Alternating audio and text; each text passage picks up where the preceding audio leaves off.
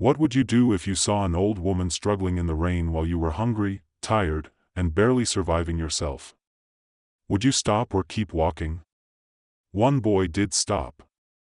And that single act of kindness, small, quiet, unseen by the world, changed everything. This is the story of a poor boy who gave without expecting anything back and received more than he ever dreamed. Nelson was just 16, but life had already made him old. Every morning before the sun rose, he woke up to the sound of his mother coughing in the next room. Mama Nelson was sick, her body weak, her breath short. Doctors had said she needed medicine, rest, good food. But those things cost money, and money was the one thing they didn't have.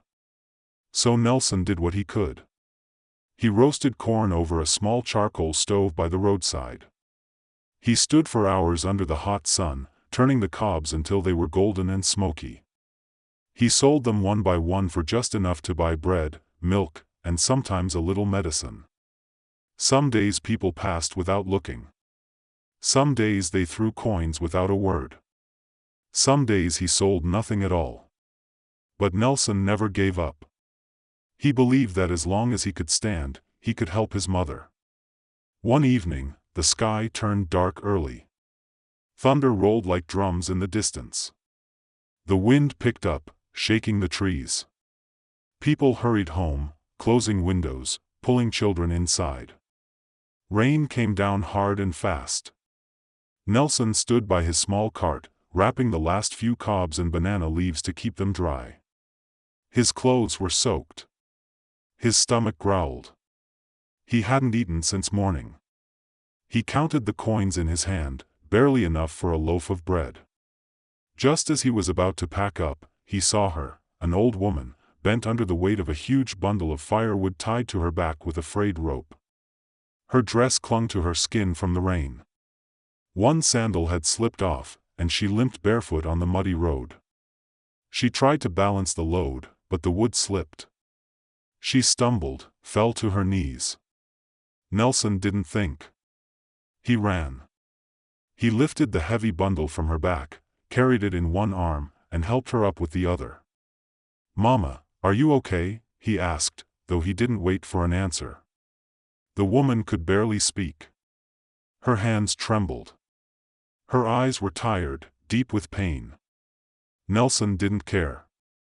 He put the firewood back on her shoulders, steadied it with his own cloth, and walked with her through the storm. The path was long, muddy, slippery. Every step hurt his tired legs.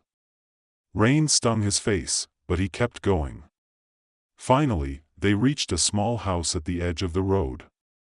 Roof cracked, walls cracked, but smoke rising from the chimney. She turned to him, her voice soft like wind through leaves. "Come in, child. Dry yourself. Eat something." Nelson shook his head. "I can't. My mother is waiting." She reached into her pocket and pulled out a small roll of money, more than he made in 2 days. "For you," she said. "You earned it." Nelson smiled. A real smile, tired but warm. "No, Mama. I didn't help you for money." Her eyes widened. "I helped you because you needed help." He turned and walked away, disappearing into the rain. The woman stood at her door, watching him go. She didn't know his name, but she would never forget his face. That night, Nelson returned home with empty hands and soaked clothes. His mother scolded him gently for staying out so late. But when she saw how cold he was, she pulled him close, wrapped him in a thin blanket, and whispered, "You have a good heart, my son. One day, the world will see it." Nelson said nothing. He was too tired to hope, too hungry to dream. But deep inside, something glowed. Not pride, not regret, just the quiet peace of knowing he did the right thing. Even when no one was watching, years passed. Nelson grew taller, stronger, but life didn't get easier. He still sold corn, still cared for his mother, still dreamed of something more. He wanted to learn, to study, to wear a shirt with a collar and walk into an office. But schools needed money. Exams cost fees. Uniforms cost fabric. And so the dream stayed just that, a dream. Until one day, a poster on a wall changed everything. Jobs available. No experience needed. Apply today. It was for a big company. Clean offices, good pay, a chance to start over. Nelson washed his only good shirt, ironed it with a hot stone, polished his worn shoes with charcoal and cloth. He stood in line with dozens of young men and women, some with certificates, some with suits, some with confidence in their eyes. His hands shook. What was he doing here? He had no diploma, no references, no connections. But he had one thing, a heart that remembered what kindness felt like. And so he stepped forward. The interview room was quiet. The chair was stiff. And then the door opened. A woman walked in, elegant, dressed in a suit that shimmered like morning light. She sat across from him, looked into his eyes, and paused. Something in her face changed. Not surprise, not confusion, recognition. She had seen this boy before. Not in a crowd, not in a dream, but in the rain years ago, carrying firewood, smiling through the storm. The room was silent. The clock on the wall ticked like a heartbeat. Nelson sat straight, hands folded, eyes down. He didn't recognize her. Not at first. How could he? She was dressed in fine fabric, her hair neatly braided, her voice calm and strong. She was a businesswoman, a leader, someone far beyond the world of roadside corn and rainy evenings. But she knew him. And as she studied his face, the lines of tiredness, the quiet dignity in his posture, the way he held himself despite having nothing, her heart beat faster. She remembered the weight of the firewood, the sting of the rain, the moment she fell, helpless, and a boy with empty pockets chose to help anyway. She had looked for him. After that night, she visited the roadside every evening for weeks. She asked vendors. She showed his description to strangers. But he was gone, lost in the rhythm of survival. She never forgot him. And now here he was, sitting in front of her, applying for a job. She picked up his application form. No education listed, no previous work experience, just one line under skills: I work hard. I don't give up. She looked up. Nelson, she said softly. He looked at her, startled. She hadn't read his name out loud. It was still in her hand. Yes, Mama, he replied, polite as always. She didn't answer right away. Instead, she walked to the window. The sun was high, the sky clear, so different from that stormy night. But in this room, time slowed. I once met a boy, she began, still facing the window, who carried firewood for an old woman in the rain. Nelson froze. His breath caught. He didn't speak. She turned. And when she offered him money, he refused. Her eyes glistened. That boy was you, wasn't he? Nelson's throat tightened. Memories flooded back. The cold, the hunger, the old woman's trembling hands. He nodded slowly. Yes, Mama. She didn't smile. Not yet. Instead, she sat back down, her voice firm but kind. Do you know who I am? He shook his head. I am Mama Kelvin, the owner of this company, she said. That night, I was returning from gathering firewood because I couldn't afford gas for cooking. I lived in that broken-down house, just trying to survive like you. Nelson stared. He had thought she was poor, struggling just like his mother. But now she was the owner of this company, one of the most respected business leaders in the country. How? He whispered. She leaned forward. That house you carried wood to. It was mine before I lost everything. Illness, debt, bad luck. I had to start over. I sold food in the market, then clothes, then opened a small shop. I worked day and night. I never gave up. She paused. And I never forgot the boy who helped me when he had nothing to give. Silence filled the room again. Then she stood. I'm not hiring you for a simple job, Nelson. His heart dropped. Was he being rejected? But then she smiled, wide, warm, like sunlight breaking through clouds. I'm hiring you for a new life. His eyes widened. I see more in you than a job application can show. I see character, strength, a heart that chooses kindness when it's hard. She opened a drawer and pulled out a folder. Starting tomorrow, you'll begin working in my office. Not as a cleaner, not as a helper, as a trainee. You'll learn everything. Administration, management, finance. Nelson's breath stopped. But I don't know anything, he said, voice shaking. You'll learn, she said firmly, because I'm also paying for your education. Full scholarship, school, books, everything. Tears welled in his eyes. He tried to speak, but no words came. All those years of struggle. All the nights he prayed for a chance. All the times he thought no one saw him. And now the one person he helped, the one person who should have been forgotten, had seen him all along.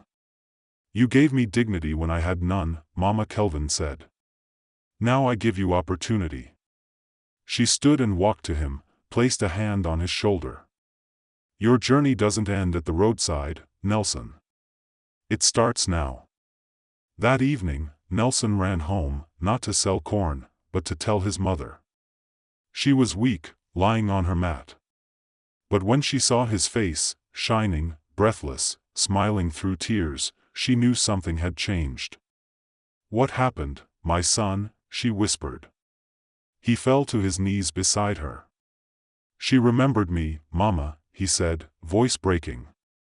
The woman from the rain. She gave me a chance. His mother closed her eyes. A single tear rolled down her cheek. Then she smiled. I told you, she whispered. The world would see your heart. For the first time in years, Nelson didn't feel tired. He felt hope. Real, burning, unstoppable hope. But this was not the end. Only the beginning. Life changed fast, but not too fast. Nelson didn't wake up rich the next day. He didn't wear expensive suits or drive a shiny car. No, his journey began with something far more powerful, a classroom. For the first time in his life, he sat at a desk, pencil in hand, learning to read reports, write emails, and understand numbers. At first, the words blurred. The lessons felt too hard. He was older than the other students. He felt out of place. But he remembered the rain. He remembered the old woman on her knees. And he remembered her words, you gave me dignity when I had none. So he studied late into the night, even when his eyes burned. He asked questions, even when he felt foolish. He worked at the company during the day, learning from every person, every mistake, every small victory. Mama Kelvin watched him grow, not just smarter, stronger, more confident, but kinder. Because even as he rose, Nelson never forgot where he came from. He still visited the roadside where he once sold corn. He gave small help to struggling vendors. He bought meals for children who worked instead of going to school. He didn't show off. He didn't brag. He simply did good, quietly, steadily, like the boy in the rain. Years passed. Nelson finished his education. He earned certificates. He earned respect. And one day, Mama Kelvin called him into her office. She handed him a key to a new office. Your office, she said. You're ready, she said. I'm stepping back. This company needs new hands.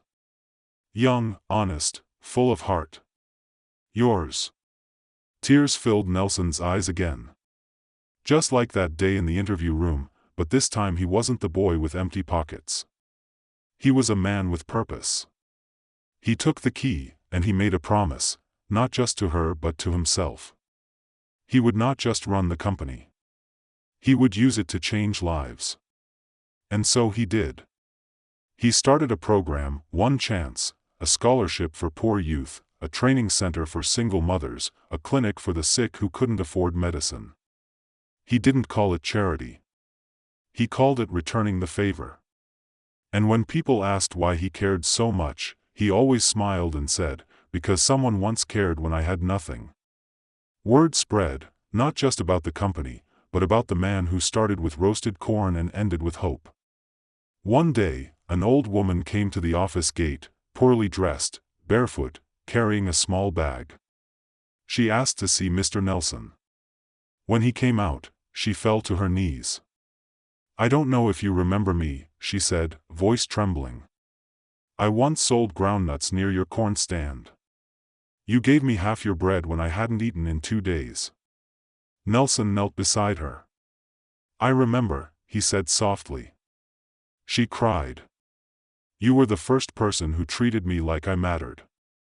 That moment, something shifted. Nelson realized his kindness had already been spreading long before he had money or power.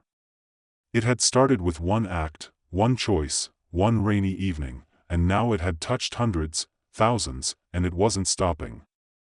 Years later, Nelson stood on a stage, speaking to a crowd of young people. Behind him, a banner read, "Kindness builds the future."